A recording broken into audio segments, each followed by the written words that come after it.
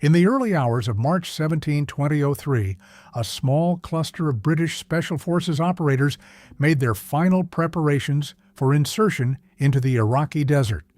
These were men who had trained for years in the most hostile environments on Earth. They moved through the darkness with the kind of precision that comes from hundreds of hours of practice, checking weapons, securing equipment, reviewing intelligence one last time.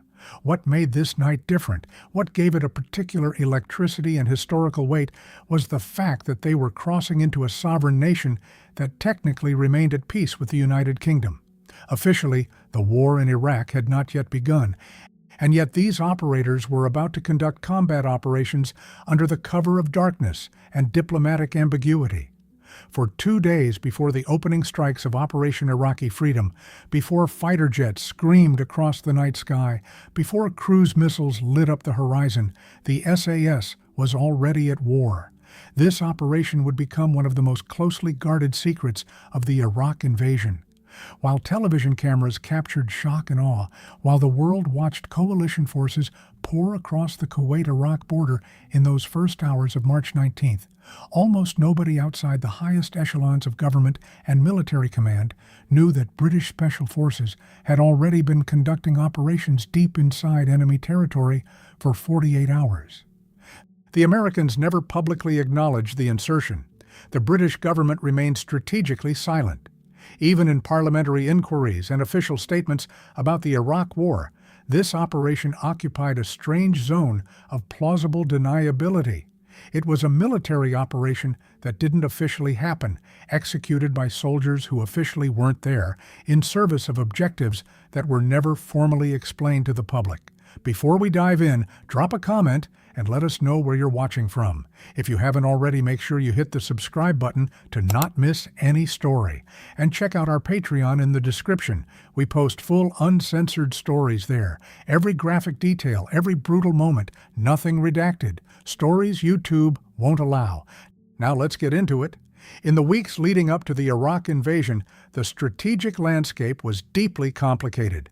The United States and Britain had been building a coalition to remove Saddam Hussein from power, justified primarily on the basis of weapons of mass destruction that U.S. intelligence believed Iraq possessed. However, as March arrived, the diplomatic situation was precarious. Some nations, notably France, Germany, and Russia, opposed military action. The United Nations Security Council had not authorized an invasion. This meant that the legal basis for an invasion was contested, even among traditional American and British allies. Yet American military planners and political leaders had already decided that the invasion would proceed with or without the blessing of the international community. The British government, committed to supporting the United States, had aligned itself with this plan, but the political and legal sensitivities were acute. Within this context of diplomatic tension and legal ambiguity, special operations planners began formulating a strategy to gain operational advantages in the opening days of any conflict. Western Iraq, the region west of the Euphrates River, was particularly important because of its role as a staging area for Iraqi ballistic missiles, specifically the Al-Hussein variant, which could theoretically reach targets in Israel and Saudi Arabia. If Iraq fired these weapons in the opening hours of an invasion, the political consequences could be catastrophic. An attack on Israel might force the Israelis to retaliate, which could shatter the fragile coalition being assembled. An attack on Saudi Arabia could endanger American military bases and personnel. There was also the question of Syria. American planners worried that Iraqi forces might flee to Syria, or that weapons might be smuggled across the border. The Western Desert, in other words, was a space where the opening moves of the war would be decided, and whoever controlled that space in the first hours would enjoy significant advantages. The strategic importance of the Iraqi Western Desert reflected both the weapons of war that might be deployed from that region and the broader geopolitical context in which the conflict would occur. Israel, while not officially part of the coalition, was understood to be potentially vulnerable to Iraqi retaliation. The presence of American military bases in Saudi Arabia, already politically controversial within the kingdom due to their location in a region of Islam's most sacred sites, would become a flashpoint if Iraqi missiles landed in Saudi territory. The possibility of Iraqi forces retreating to Syria complicated American strategic planning for the post-invasion phase. If Saddam Hussein's regime collapsed but significant Iraqi military forces escaped to Syria, it could prolong the conflict and create new strategic challenges. The Western Desert, with its limited infrastructure and population, appeared to be the likely route for any such retreat. Controlling this space in advance of the invasion might allow coalition forces to interdict any retreat. The strategic importance of the region was therefore tied not just to the opening moments of the conflict, but to the broader trajectory of how the campaign might unfold. Strategic planners understood that a formal invasion could be preceded by special operations. These operations fell into a category sometimes called shape operations, or preparation of the battlefield. The idea was to insert small teams ahead of the main force, allow them to conduct reconnaissance, to sabotage key targets, to gather intelligence, and generally to shape the tactical environment in ways that would favor the coalition.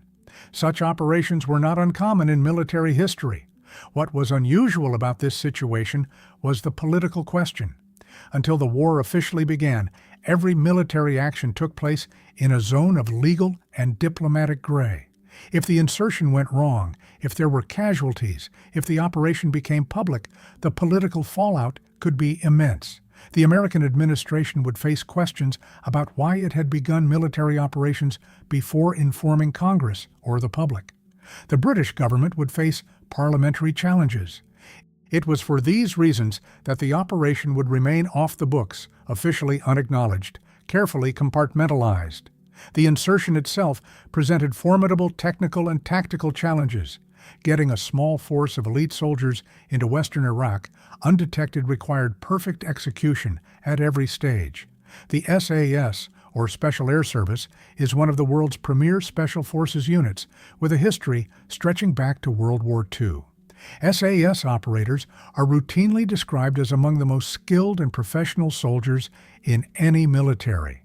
They are trained in small unit tactics, weapons mastery, desert warfare, survival behind enemy lines, and a host of other specialized disciplines. However, inserting into Iraq without being detected by Iraqi air defenses, ground forces, and intelligence networks was challenging even for them. The terrain in western Iraq is harsh and relatively open.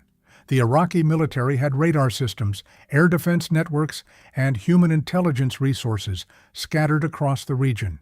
Moving a force of operators across this landscape without detection would require meticulous planning, perfect timing, and a measure of operational security so complete that no word of it would leak. According to multiple accounts from former special operations officers and defense analysts, the insertion was accomplished using helicopter transport, likely using RAF Chinook helicopters, or possibly American assets. The helicopters would have had to fly at low level and rely on darkness and terrain masking to avoid detection. The timing would have been critical. Iraqi air defenses were not particularly sophisticated by the standards of modern militaries, but they were capable of identifying and engaging low-flying helicopter targets. The insertion team would have had a narrow window of opportunity, likely just a few hours in the early morning darkness. Once inserted, the operators would have had to establish a forward operating base, establish security, and begin their designated missions. All of this would need to occur completely silently, without any support from air cover, without any possibility of immediate backup, in enemy territory where capture would mean detention in an Iraqi prison. The helicopter insertion into Iraqi territory before the war officially began represented a calculated risk by military and political leadership. If the helicopters were detected by Iraqi radar, they would face the possibility of engagement by Iraqi air defenses. If the insertion was detected by ground forces, the SAS team would be forced to defend itself or withdraw. The operational planning would have accounted for these possibilities, establishing abort criteria and contingency extraction procedures. But the fundamental risk remained. There was no plausible cover story for helicopter movements into the western desert if they were detected. The helicopters could not claim to be conducting a routine training mission or a humanitarian operation. If they were intercepted, there would be no way to disguise the fact that coalition military operations had begun before any formal declaration of war. This was understood by all participants, and it was part of why the operation remained so carefully guarded. The political sensitivity of conducting military operations before formally declaring war created a security requirement to compartmentalize knowledge of the operation to the absolute minimum number of officials and personnel. The objectives given to this force were multifaceted. One primary mission was reconnaissance. The SAS would scout for Iraqi Scud missiles and ballistic missile launchers positioned in the western desert. Intelligence indicated that Iraq possessed modified versions of the Soviet-era Scud missile, fitted with longer-range capability. Some American estimates suggested that Iraq had dozens of these systems deployed across the country, with a significant concentration in the western region. The SAS mission was to locate these systems, gather targeting information on their positions and movements, and relay this information back to coalition command. Once the invasion officially began, American cruise missiles and airstrikes could then target these locations with precision. By getting eyes on the ground before the war officially started, the SAS could provide real-time intelligence that might prove invaluable in the opening phases of the conflict. The intelligence picture regarding Iraqi ballistic missile capabilities was uncertain and subject to significant debate within the intelligence community. American intelligence agencies believed that Iraq possessed Scud missiles, but the exact number, the locations, and the degree to which they were operational remained unclear. Satellite imagery showed what analysts believed to be Scud launchers, but Scud launchers are mobile systems that can be hidden or relocated. Signals intelligence might indicate that units responsible for missile operations were present in particular regions, but this was not the same as confirming that actual missile systems were located there. Human intelligence from Iraqi opposition groups and defectors provided information, but this information had to be evaluated for reliability and bias. The SAS reconnaissance mission would provide boots-on-the-ground verification of suspected Scud positions. An SAS observer with training in target identification and with equipment capable of precise location determination could confirm whether a particular location actually contained a Scud launcher or not. This ground truth would be more valuable than satellite imagery or signals intelligence alone because it would come from a source that could assess the situation in real time and could understand context that overhead systems might miss. A second major mission was what military planners called early disruption.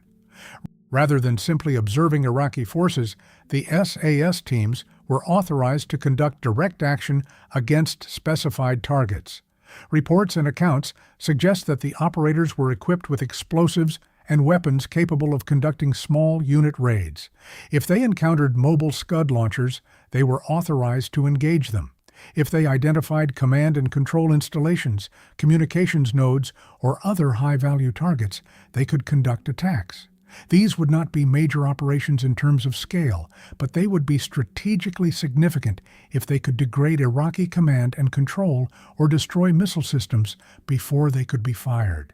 A third objective was what is sometimes called presence operations. By establishing a visible SAS presence in the western desert before the invasion officially began, the coalition was signaling to the Iraqis that the game had already started, that their territory was no longer secure, that special forces were operating in their backyard. This could have psychological effects on Iraqi commanders and soldiers.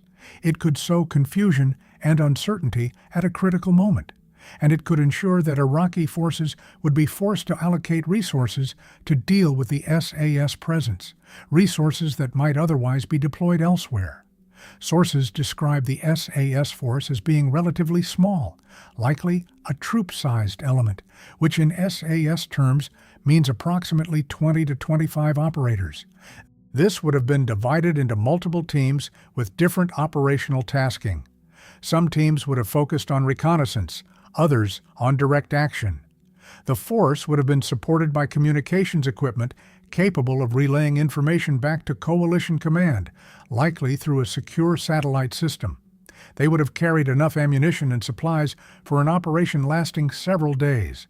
They would have had advanced navigation equipment, thermal imaging systems, and weaponry suited to their mission. Some accounts suggest they carried American weapons in addition to their standard British issue, possibly to maintain a lower profile if any evidence of their presence was discovered. The insertion occurred on March 15, 2003.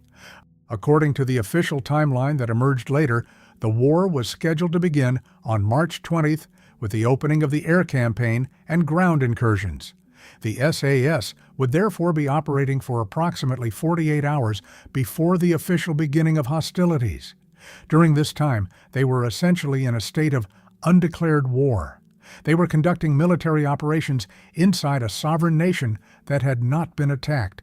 They were authorized to use force if necessary. They faced the full risk of combat, capture, and death. And yet, from the perspective of international law and formal political statements, none of this was happening. This legal and diplomatic ambiguity was not accidental.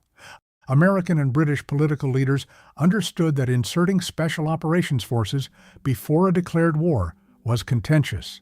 There were laws and regulations that technically governed how and when such operations could be conducted.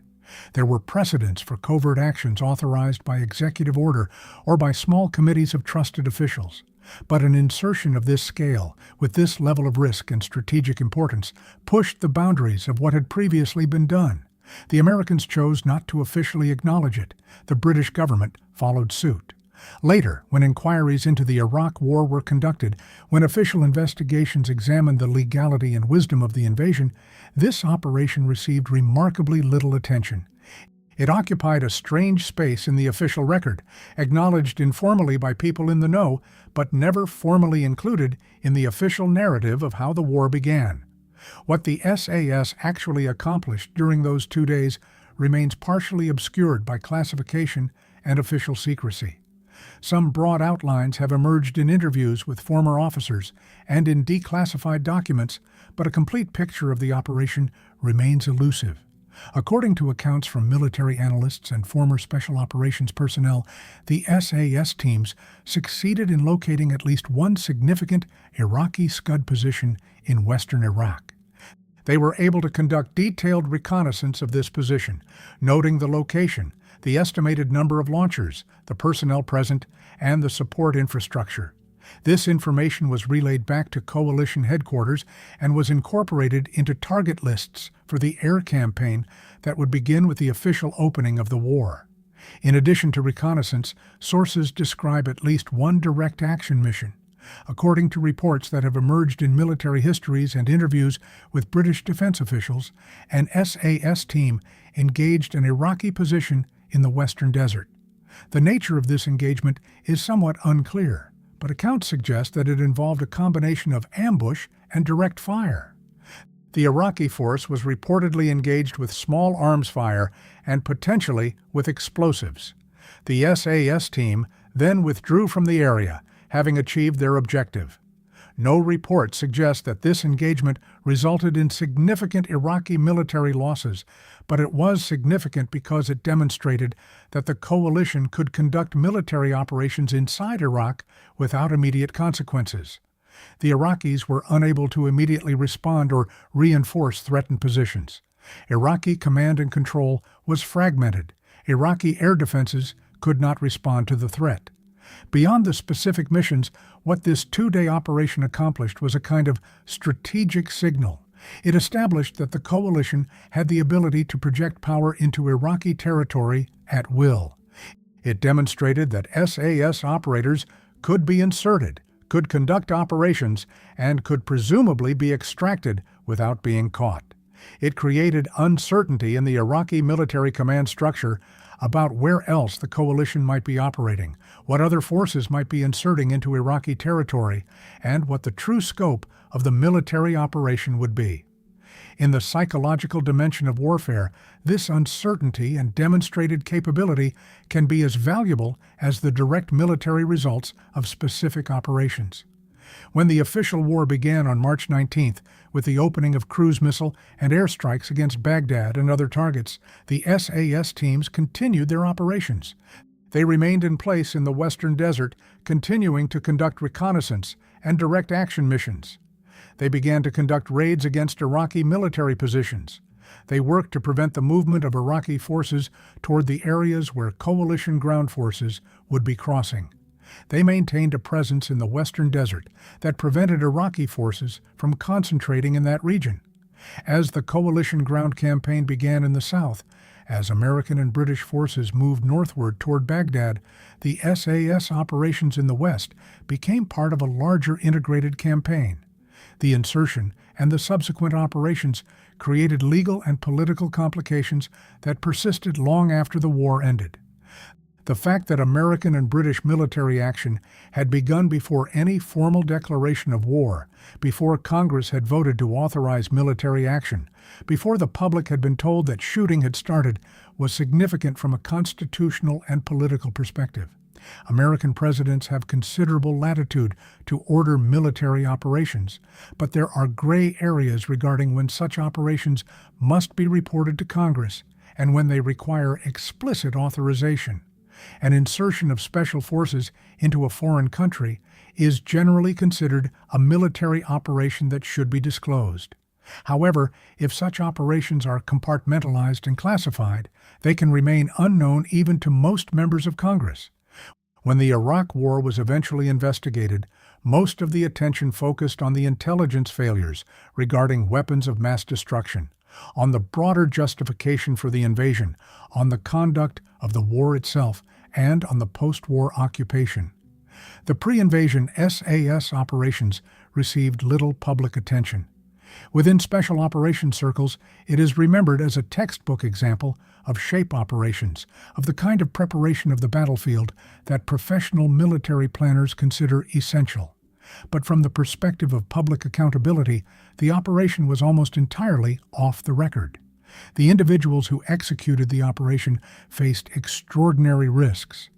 SAS operators are trained to operate in hostile environments, to accept danger as part of their profession. But being inserted into enemy territory 48 hours before the opening of a major war, with no close air support, with no immediate backup, with the knowledge that if anything went wrong they would be captured in a country where torture was routine, represented a unique level of risk. According to sources, the operation was executed with no casualties, though the precise tactics and any specific incidents remain classified.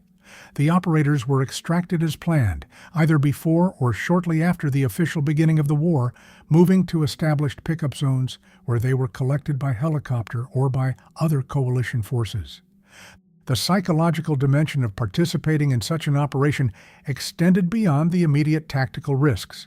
The SAS operators understood that they were operating in legal and diplomatic gray zones.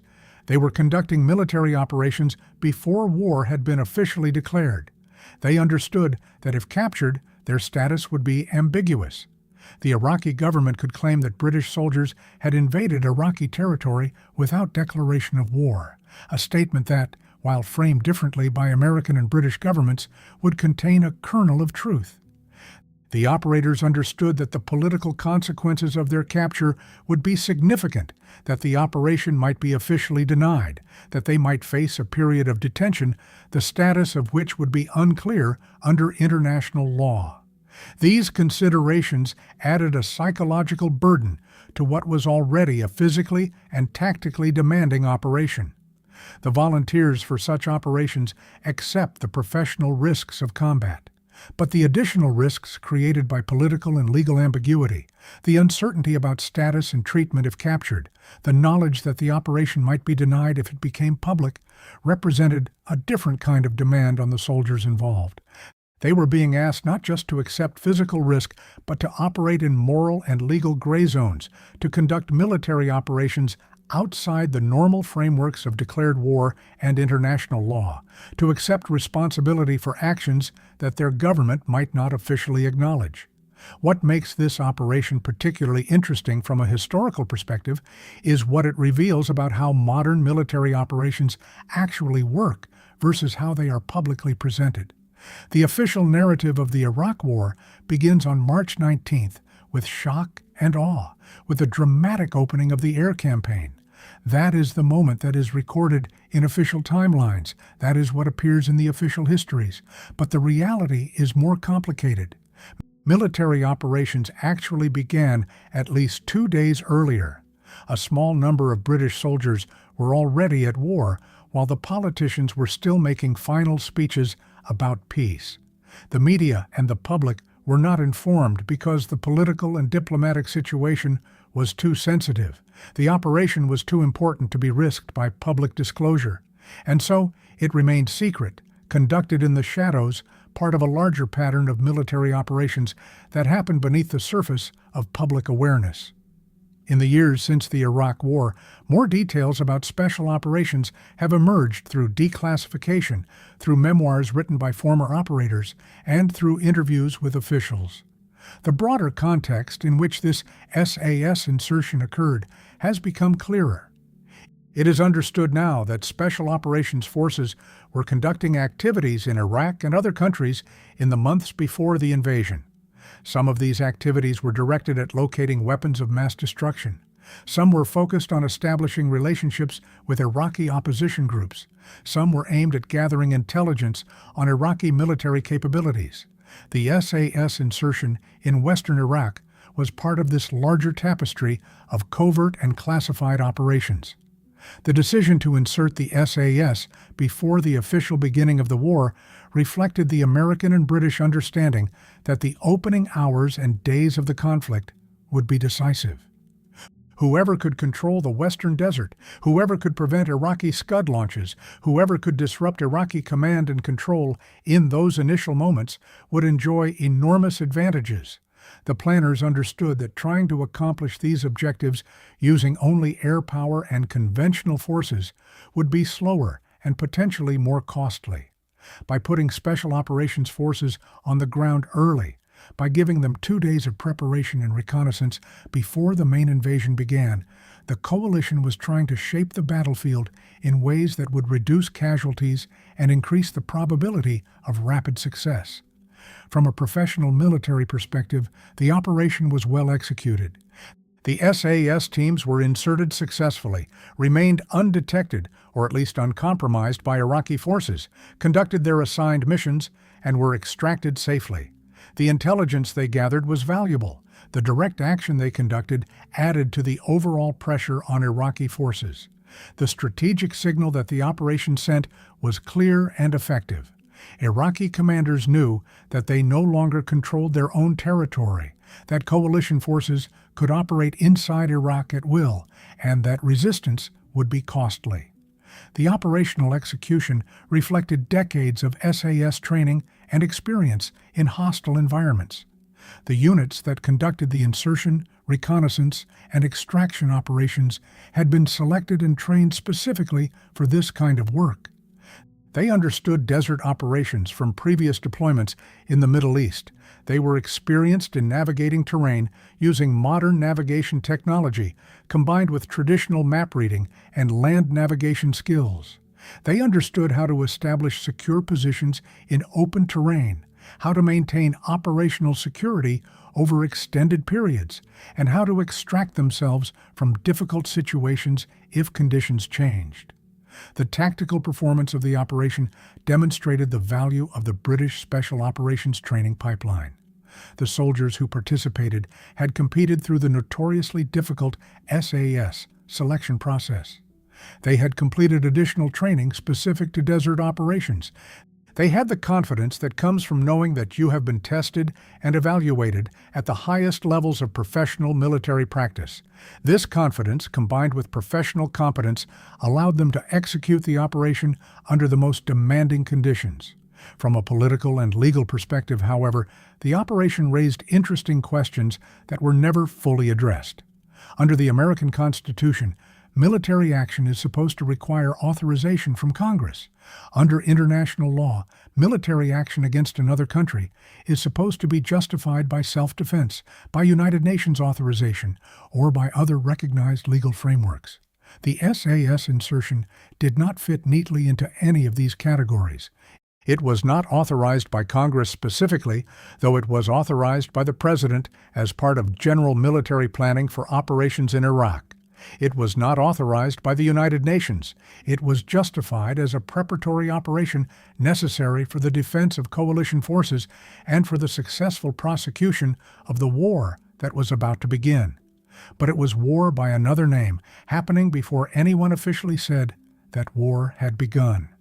In the decades since, this operation has become a case study in military ethics and the law of armed conflict. Some analysts argue that it was a justified and necessary preparation for a military operation that was going to happen anyway.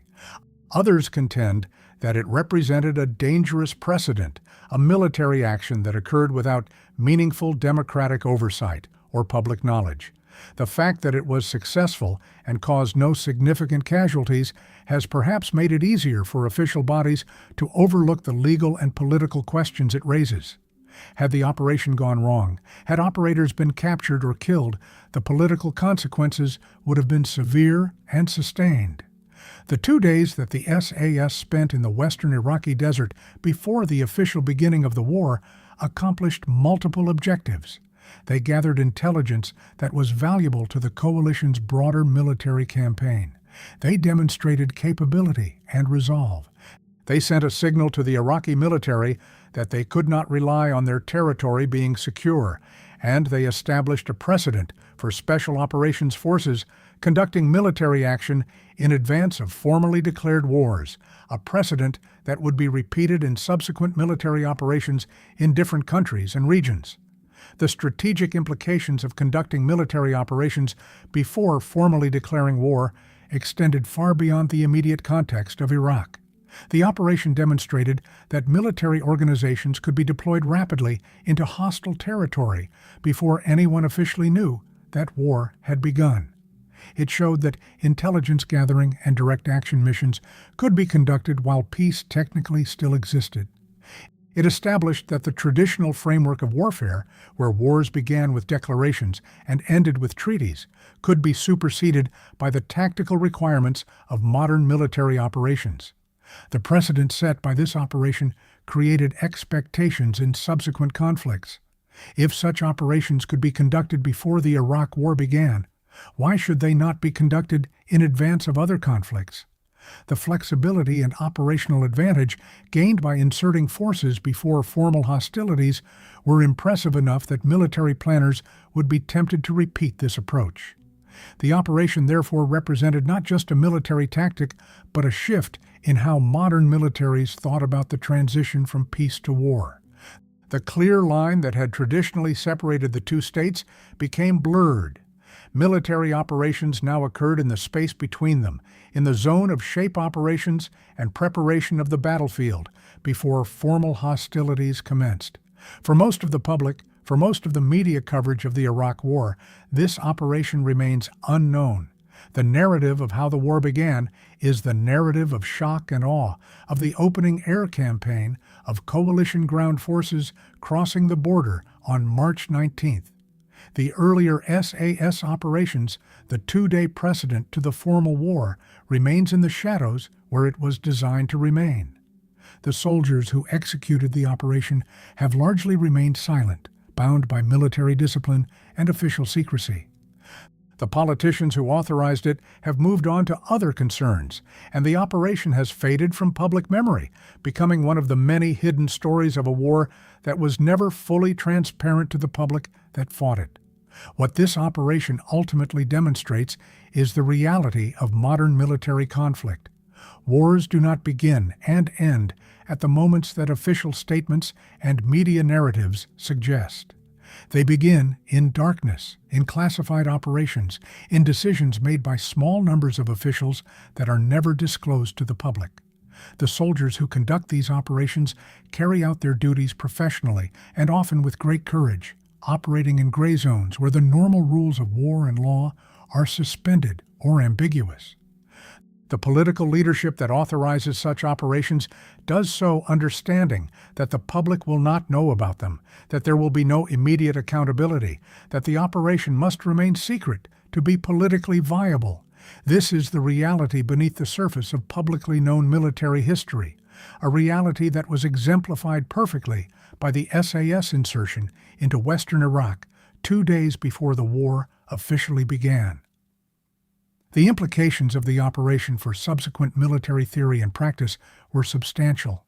Military planners who studied what the SAS accomplished in those 48 hours understood several lessons that would influence future operations. First, the value of establishing intelligence through direct observation before committing large forces to a campaign.